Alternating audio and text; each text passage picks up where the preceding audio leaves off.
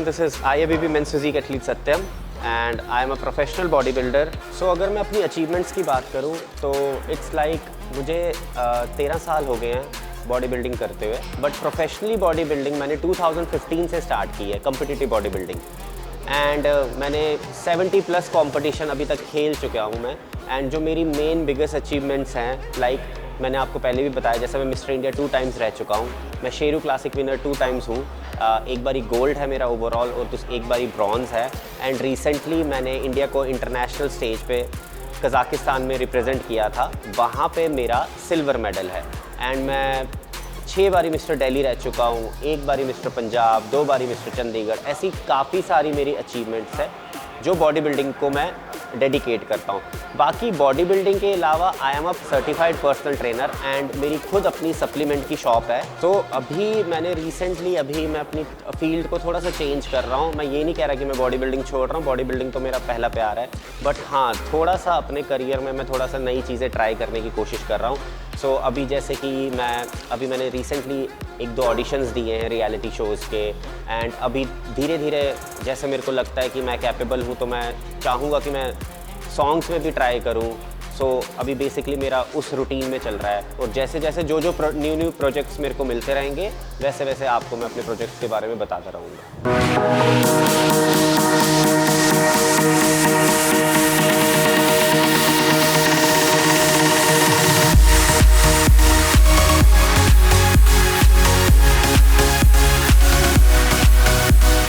जो मैं topic cover करने जा रहा हूँ वो है हमारा हेल्थ एंड न्यूट्रिशन। बेसिकली ये हमारा सबसे की फैक्टर है कि अगर हम फिटनेस में हैं, बॉडी बिल्डिंग में है, या हम कम्पिटिटिव बॉडी बिल्डिंग कर रहे हैं। सो जो आजकल की जनरेशन है वो सबसे ज़्यादा इतनी ज़्यादा बॉलीवुड एक्टर से इन्फ्लुएंस हो गई है। वो उनके ट्रेनिंग प्रोटोकॉल, उनके डाइट प्रोटोकॉल, उनका सारा वर्कआउट रूटीन आजकल गूगल पे कहीं भी आपको मिल जाता है। बट वो ये नहीं जानते कि उनकी बॉडी टाइप अलग है एंड जो उनका बॉडी टाइप है वो अलग है, ठीक है ना।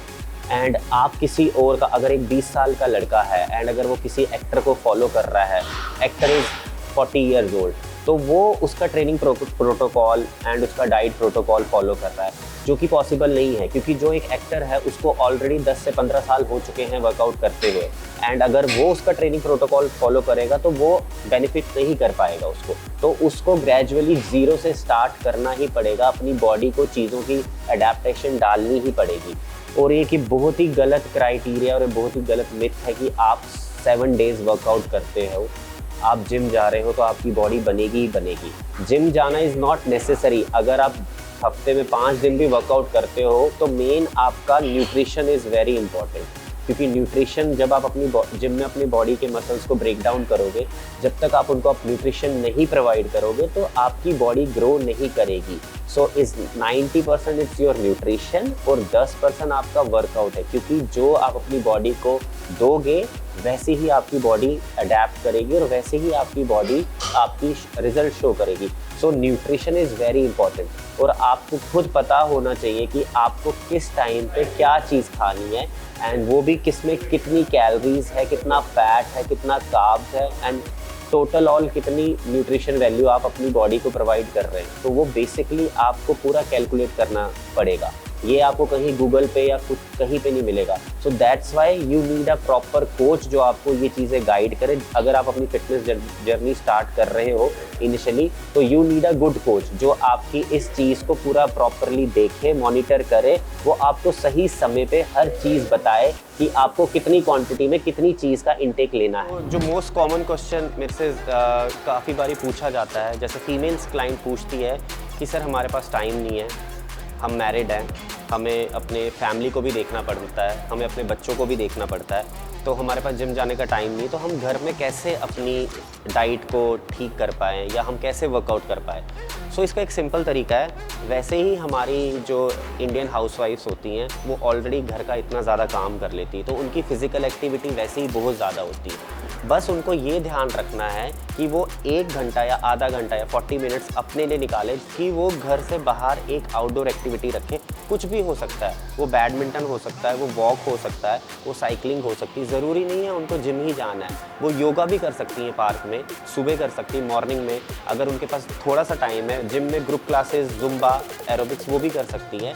बट उनको न्यूट्रिशन का बहुत ज़रूरी ध्यान रखना है, क्योंकि उनको पता होना चाहिए, क्योंकि आजकल फीमेल्स के अंदर आपने देखा है PCOS और PCODs की प्रॉब्लम बहुत ज़्यादा, हार्मोनल इम्बैलेंस फीमेल्स में बहुत ज़्यादा हो जाता है और बहुत ही कम एज में हो जाता है। अगर आप देखा जाए तो 20 साल या 21 साल की फीमेल्स में होता है। तो उसके लिए उनको कोई ना कोई फिज़िकल एक्टिविटी रखनी ही चाहिए एंड उसके लिए उनको अपनी डाइट में प्रोटीन इंटेक हाई रखना चाहिए। ज़रूरी नहीं है कि आपको डाइटरी सप्लीमेंट ही खाना है, आप अपने घर की नॉर्मल डाइट से भी अपना प्रोटीन इंटेक पूरा कर सकते हो।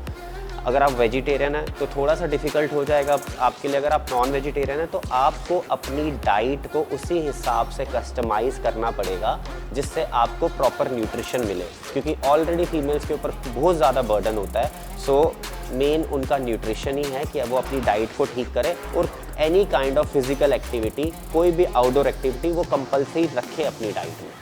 मैं खुद बॉडी बिल्डिंग कर रहा हूँ, इट्स बीन मेरे को 14 साल हो गए बॉडी बिल्डिंग करते हुए। सो मैं आपको अपना पर्सनल एक्सपीरियंस ये बताना चाहूँगा कि बॉडी बिल्डिंग में मैंने क्या क्या डिफ़िकल्टीज़ फेस करी हैं एंड टिल नाउ आज भी मुझे ये नहीं है कि मैंने इतना कुछ अचीव कर लिया है, मैंने इतने कॉम्पिटिशन्स खेल लिए तो मेरे को कोई डिफ़िकल्टीज़ नहीं है। ऐसा नहीं है। बॉडी बिल्डिंग एक चैलेंजिंग गेम है जो कि आपको day to day by day आपको फेस करनी पड़ती है। अब जब मैंने बॉडी बिल्डिंग स्टार्ट करी थी, I came from a MBA background, तो मुझे अपने पेरेंट्स को समझाने में बहुत ज़्यादा डिफ़िकल्टी हुई थी कि नहीं, मुझे MBA में आगे अपनी करियर को परस्यू नहीं करना है, मुझे बॉडी बिल्डिंग करनी है। तो उनका पहला यही रीज़न था, हाँ ठीक है जिम जा तो रहा है तो जिम जाना, बट वो नहीं था। उनको मेरे को समझाना पड़ा कि नहीं, मेरे को फुल टाइम 9 to 5 जैसे होती है जॉब, वैसे ही बॉडी बिल्डिंग करनी है। मैंने फिर अपनी पढ़ाई बॉडी बिल्डिंग में करी, मैंने सर्टिफिकेशंस करी। सर्टिफिकेशंस के बाद जब मुझे लगा that I am capable to train people, फिर मैंने एज अ पर्सनल ट्रेनिंग की जॉब स्टार्ट करी। जॉब स्टार्ट करने के बाद फिर मुझे लगा कि हाँ, मैंने एक लेवल अचीव कर लिया है। सो फिर मैंने अपने को कॉम्पिटिटिव बॉडी बिल्डिंग के अंदर स्विच कर दिया।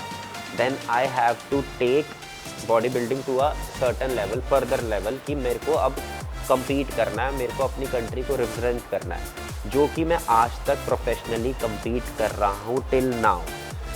But the thing is that fitness, body building and competitive body building, ये तीनों अलग चीज़ें हैं।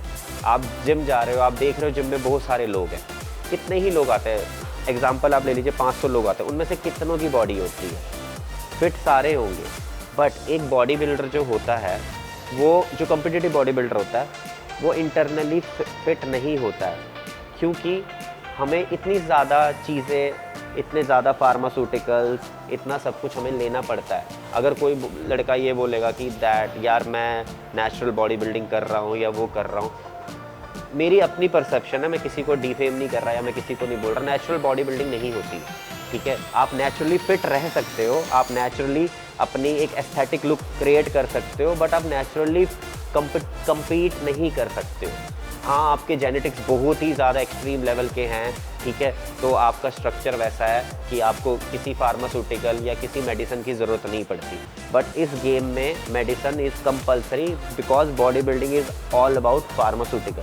आपको लेना ही पड़ेगा, आप लोगे तभी आपके हार्मोन्स, तभी आपका स्ट्रक्चर, तभी आपकी बॉडी अलग से दिखेगी। एंड मैं आपको पहले बता देता हूँ कि अगर आप ये चीज़ें कर रहे हो तो you need a proper coach, you need a proper guidance, you need a proper एक फाइनेंशियल बैकअप, क्योंकि body building tips and tricks पे नहीं होती है। आपको पहले अपने को फाइनेंशियली स्ट्रॉन्ग करना पड़ेगा, तब जाके आप बॉडी बिल्डिंग करोगे। एंड आपको अपनी हेल्थ को रिस्क पे, अपनी हेल्थ को स्टेक पे रख के बॉडी बिल्डिंग करनी पड़ती है। ये मैं इस चैनल के माध्यम से सीरियसली एक सच्ची बात बोल रहा हूँ, क्योंकि जो आप किसी भी एक ऑन स्टेज बॉडी बिल्डर की ब्लड रिपोर्ट्स अगर आप चेक करोगे, they are totally up and down. So ये आपको माइंड सेट करना है, क्योंकि ये हार्ड ट्रुथ है, मैं जो बता रहा हूँ, मैं अपना ही बोलता हूँ, ये होता है। टाइम टू टाइम आपको अपने चेकअप्स, अपने ब्लड रिपोर्ट्स को अकॉर्डिंग टू योर कोच, जो आपके कोच बोल रहे हैं, उनके साथ डिस्कस करके आपको अपनी चीज़ों को ठीक करना पड़ता है। सो अगर आप इस फील्ड में आ रहे हैं तो आप अपने माइंड सेट को बहुत ज़्यादा एक्सट्रीम लेवल का स्ट्रॉन्ग करना पड़ेगा, तभी आप बॉडी बिल्डिंग कर सकते हैं, नहीं तो आप नॉर्मली जनरल फिटनेस करिए।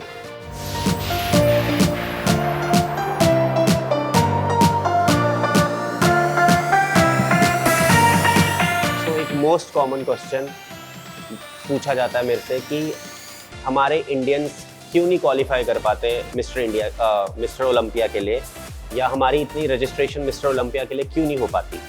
सो सबसे पहले आपको एक बात ज़रूर जाननी पड़ेगी कि बॉडी बिल्डिंग गवर्नमेंट रिकॉग्नाइज नहीं है, ठीक है। जैसे क्रिकेट को सपोर्ट है गवर्नमेंट का, हॉकी को सपोर्ट है, जैसे हॉकी हमारी नेशनल गेम है।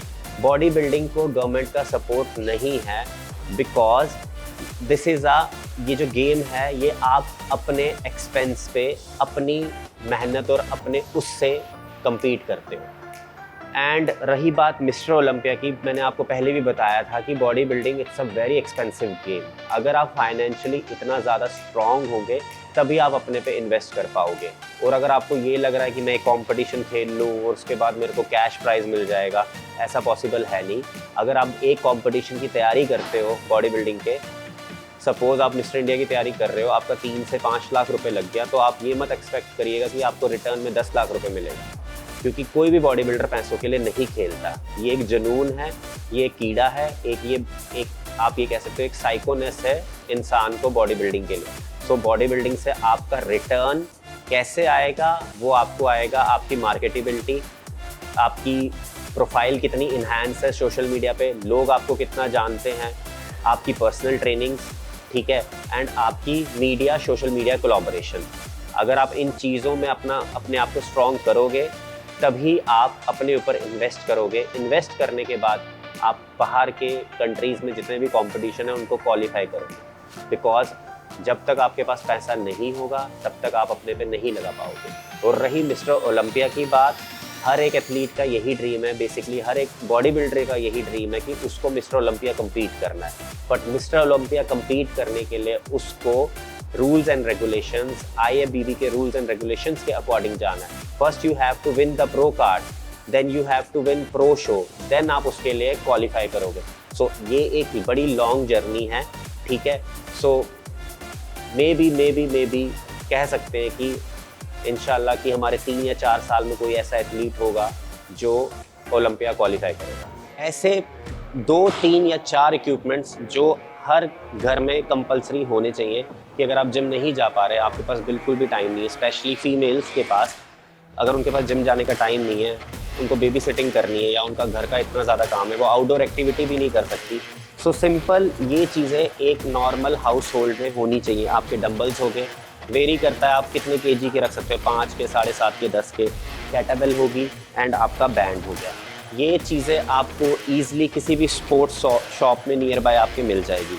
एंड ये मेन इम्पॉर्टेंट ये चीज़ है बैंड, जिससे आप अपना फुल बॉडी वर्कआउट कर सकते हैं। जैसे कि अगर आपको बाइसेप्स लगाना है, आपको जस्ट उसको पैर में ऐसे पुश करना है, होल्ड, एंड आप बाइसेप्स लगा सकते हो, ठीक है। आप इसको किसी भी चीज़ में फंसा के ऐसे बैक की एक्सरसाइज लगा सकते हैं, कहीं भी, किसी भी डोर में या कहीं भी लगा सकते हो आप इसमें। बाकी आपका डंबल्स रहा, आप डंबल से शोल्डर प्रेस कर सकते हो, फ्लाइज कर सकते हो शोल्डर की, बाइसेप्स कर सकते हो, ट्राइसेप्स की किक बैक कर सकते हो। तो ये एक ऐसी चीज़ है जो आपको घर में नेसेसरी होनी चाहिए। आप इसको इंक्रीज़ भी कर सकते हो, but these are the 3 main important things जो आपके घर में कंपलसरी होनी चाहिए। एटलीस्ट आपका फुल बॉडी वर्कआउट इससे सारा हो जाएगा। Thank you.